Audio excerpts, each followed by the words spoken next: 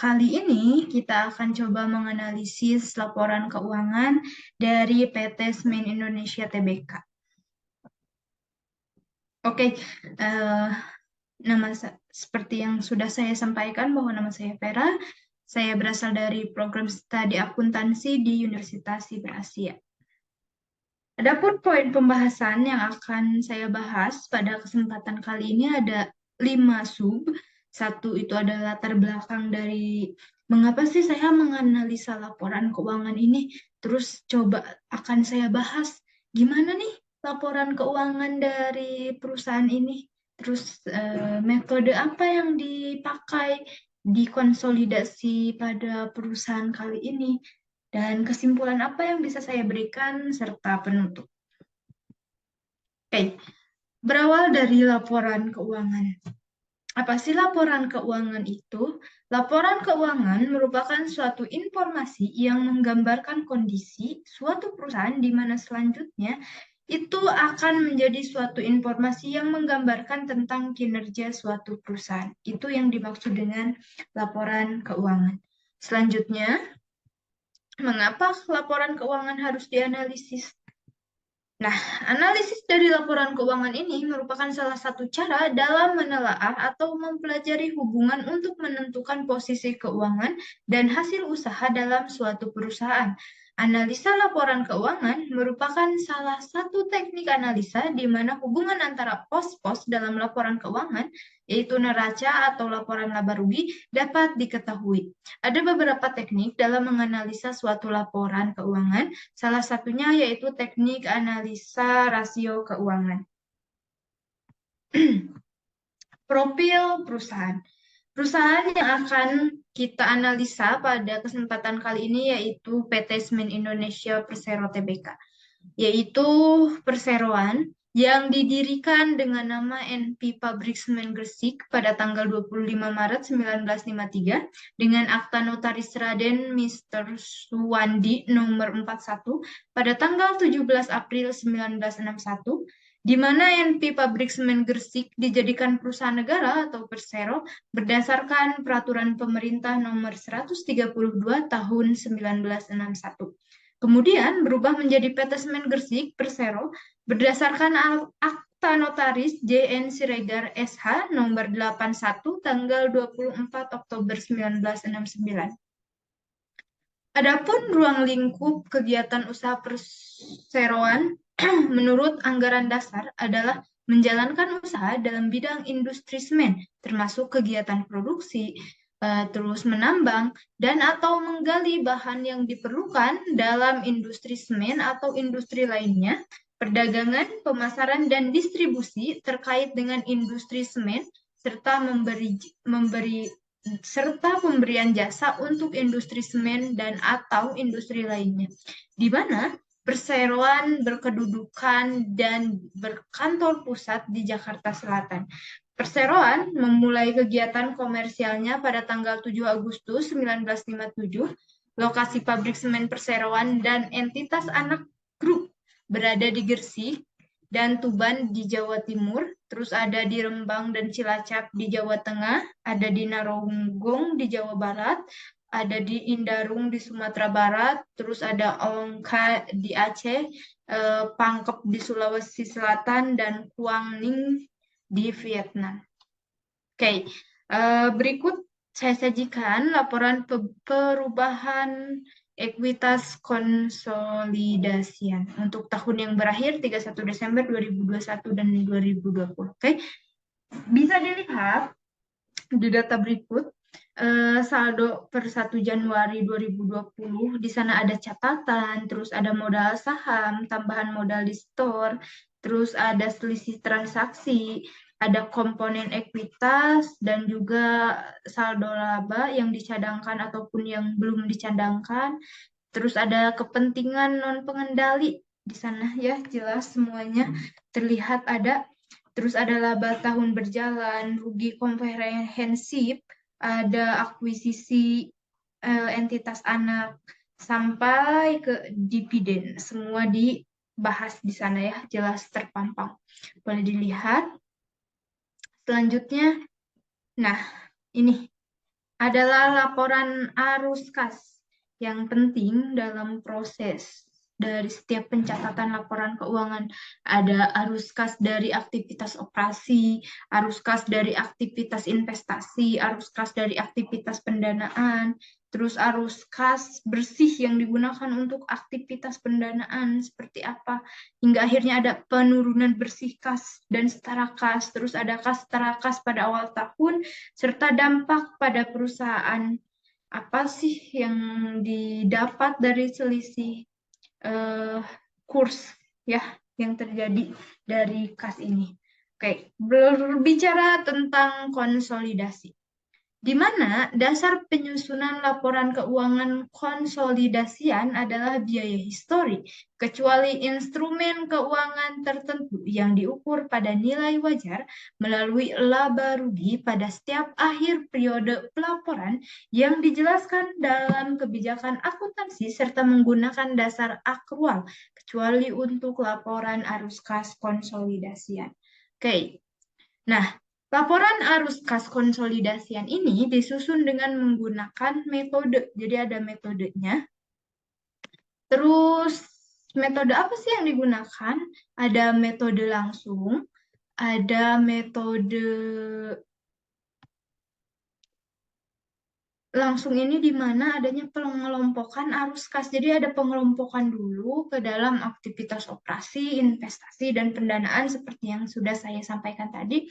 Dan yang perlu diketahui bahwa penyusunan laporan keuangan konsolidasi grup itu sesuai dengan standar akuntansi keuangan di Indonesia dan peraturan Badan Pengawasan Pasar Modal dan Lembaga Keuangan atau BPPAM LK Indonesia yang sekarang berubah menjadi Otoritas Jasa Keuangan atau OJK nomor 8G7 tentang penyajian dan pengungkapan laporan keuangan emiten atau perusahaan publik yang terlampir dalam surat keputusan nomor ke strip 347 garis miring BR garis miring 2012, di mana seluruh angka dalam laporan keuangan konsolidasian ini itu dibulatkan dan disajikan dalam jutaan rupiah, kecuali dinyatakan lain di mana penyusunan laporan keuangan konsolidasian sesuai dengan standar akuntansi keuangan di Indonesia yang mengharuskan penggunaan estimasi dan asumsi. Hal tersebut juga mengharuskan manajemen untuk membuat pertimbangan dalam proses penerapan kebijakan akuntansi grup. Terus ada area yang kompleks dan atau memerlukan tingkat pertimbangan yang lebih tinggi atau area di mana asumsi dan estimasi dapat berdampak signifikan terhadap laporan keuangan konsolidasian. Itu terkait dari konsolidasian.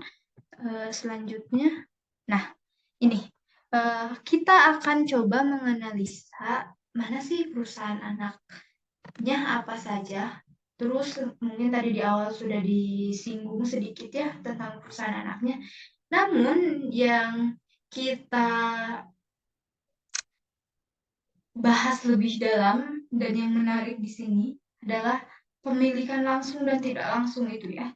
Jadi kita akan coba nih dari perusahaan ini, apa anak perusahaan mana saja yang memiliki kepemilikan langsung, di mana kan kita sudah paham dan tahu betul bahwa kepemilikan dari saham ini ada, kepemilikan perusahaan ini ada yang langsung dan tidak langsung, itu tergantung dari kepemilikan saham. Oke, nih kita lihat di sini ada kepemilikan langsung atau direct ownership. Oke, di mana pemilikan langsung ini hanya dimiliki oleh PT Semen Padang atau SP. Nah, adanya di Indarung, Sumatera Barat, lokasinya, dengan persentase kepemilikan 99%.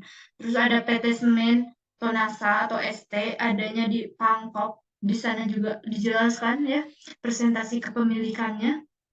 Ada jelas bahwa di atas 50% semua. Jadi mereka, anak-anak perusahaan ini memiliki wewenang penuh ya, memiliki wewenang untuk ikut mengatur regulasi dari sistem perusahaan ini. Terus ada Thang Long Common Joint Stock Company atau LCC yang ada di Hanoi, Vietnam. Terus ada PT Semen Gresik atau SG yang ada di Tuban, Jawa Timur. Ada PT Semen Indonesia Aceh atau SIA.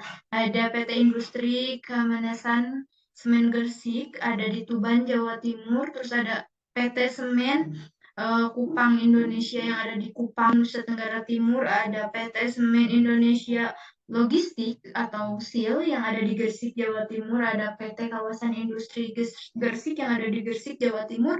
Ada PT United Traktor Semen Gresik atau UTSG yang ada di Tuban. Terus PT Sinergi Mitra Investama atau SM adanya di Gresik, PT Semen Indonesia Beton atau SIB yang ada di Jakarta, ada PT Sinergi Informatika di DKI Jakarta dan PT Semen Indonesia Internasional ada di Jakarta juga, dan yang terakhir PT Semen Indonesia Industri Bangunan atau SIB yang ada di DKI Jakarta. Nah, itu adalah anak-anak perusahaan yang memiliki kepemilikan langsung atau direct ownership.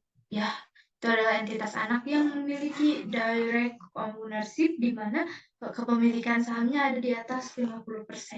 Kita lanjut di anak perusahaan yang tidak langsung, kepemilikannya tidak langsung, itu cukup banyak, di mana ada PT Sinergi Mitra Operasi Rembang, terus ada PT Sebastian Batama, ada PT Bima Sapaca Abadi, PT Semen Indonesia Distributor, PT Varia Usaha Dharma Sagara, ada PT Vania Usaha Pabnikasi, ada PT Pania Usaha Bahari, ada PT Pania Usaha Lantas Segera, terus ada PT Pania Usaha Beton, PT Solusi Bangun Indonesia, PT Solusi Bangun Beton, PT Pandawa Lestak Perkasa, mohon maaf, ada PT Readimik, terus ada Aroma